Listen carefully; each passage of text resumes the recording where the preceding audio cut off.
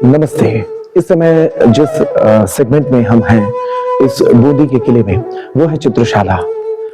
बूंदी रियासत के चौहान राजाओं की यादों को समेटे हुए उनके देश विदेश के राजाओं के साथ कैसे संबंध होते थे, उनको बहुत ही खूबसूरत पेंटिंग के साथ यहाँ उकेरा गया है।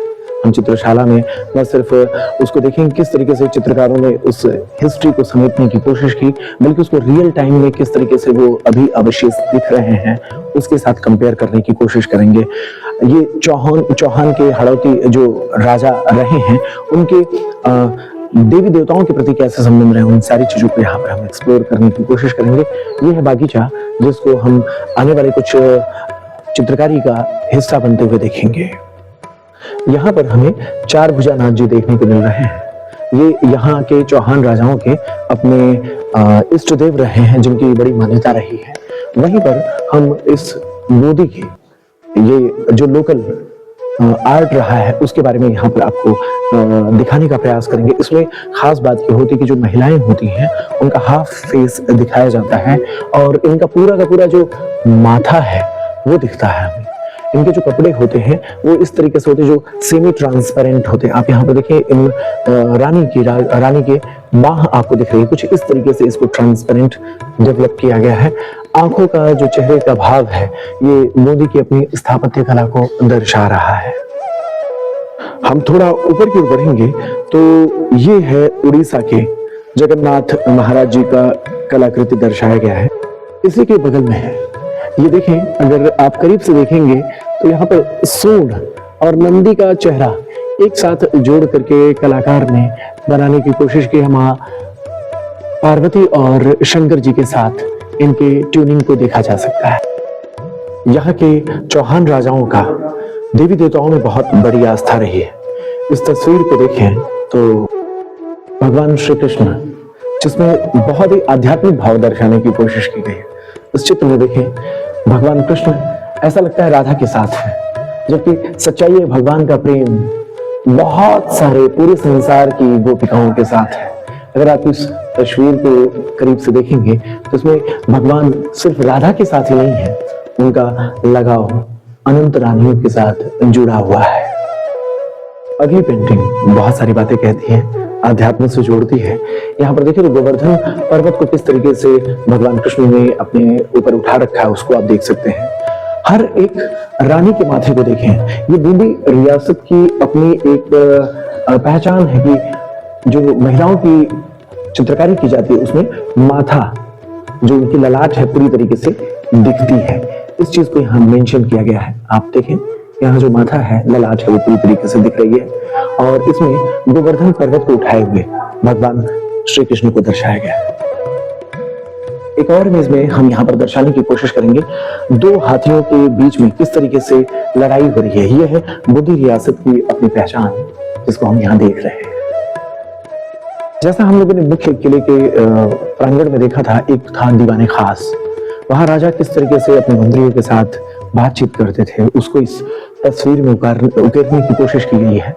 इसमें ये पेंटिंग काफी हद तक खराब हुई, लेकिन ये चीज देखा जा सकता है, यहाँ राजा बैठे हुए हैं, उनके जो प्रमुख मंत्री हैं उनको यहाँ दर्शाने की कोशिश की गई है। आप देखिए, उनके मंत्री गण यहाँ बैठे हुए हैं और यहाँ पर उनके खास जो उनके दरबार में जो विषय विशेषज्ञ होते थे उनको इस पेंटिंग में दर्शाने की कोशिश की गई। पूरी चित्रकारी वर्तमान समय में खराब हो गई, लेकिन फिर भी उसे उकेरने का प्रयास और उसके इतिहास को हम देख सकते हैं। जब भी आप आए तो चित्रशाला जरूर आए। उसके पीछे कारण ये है कि यहाँ पर आप देखेंगे जो अलग अलग राजस्थान के त्योहारों के भाव हैं उसको इन चित्रकारियों में दिखाया गया है। रानियों के ठिठोली, उनके आपस के प्रेम संगीत और उनके कल्चर को दर्शाया गया है। जैसे यहाँ पर आप देख सकते हैं सावन के झूले को झूलती हुई महारानियां, और वहीं से चोरी छिपे महाराजा देख रहे हैं अपनी रानियों को किस तरीके से वो झूला झूल रही हैं। सावन का मौसम है और रानियां प्रकृति का आनंद ले रही हैं। जैसा कि मैंने आपको बता रखा था, यहाँ का इतिहास ये भी दर्शाता है कि दूसरे देशों से राजाओं के अपने कैसे संबंध होते थे। यहाँ हम अगली चित्रकारी में देखेंगे।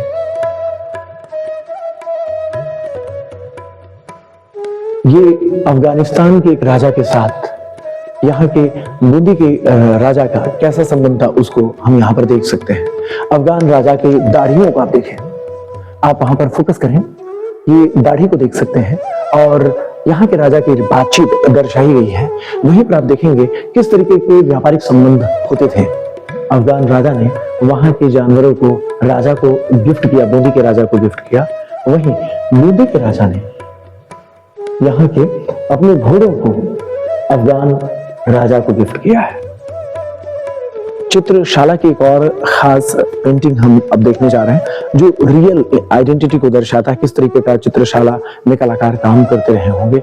ये जो आप देख रहे हैं कि फव्वारा और इसके ऊपर के बुर्ज को आप देखें, यहाँ की जो कलाकृति है इसको करीब से आप दिखाने की कोशिश करें थोड़ा सा। और ये जो ऊपर की कलाकृतियां हैं और इसको समेटे हुए इस फव्वारे के दर्शन को हम एक नृत्य चित्र में एक हम पेंटिंग के द्वारा इस चीज को आगे दिखाने का प्रयास कर रहे हैं। इतना ही नहीं है, चित्रशाला के बाहर जो बागीचा है उसको भी यहाँ पर हम अगले पेंटिंग में देखने वाले हैं। आप देखेंगे ये जो पूरा का पूरा बागीचा है इसको हम अगले तस्वीर में आपको दिखाने की कोशिश करेंगे। सैकड़ों साल पहले कैसे इसको कलाकार यहाँ के बूंदी के उसको उकेरते थे। अभी जो हमने आपको दिखाया था चित्रशाला में फव्वारे को, यहाँ पर देखें राजा बैठे हुए हैं और ये फव्वारे का हिस्सा है।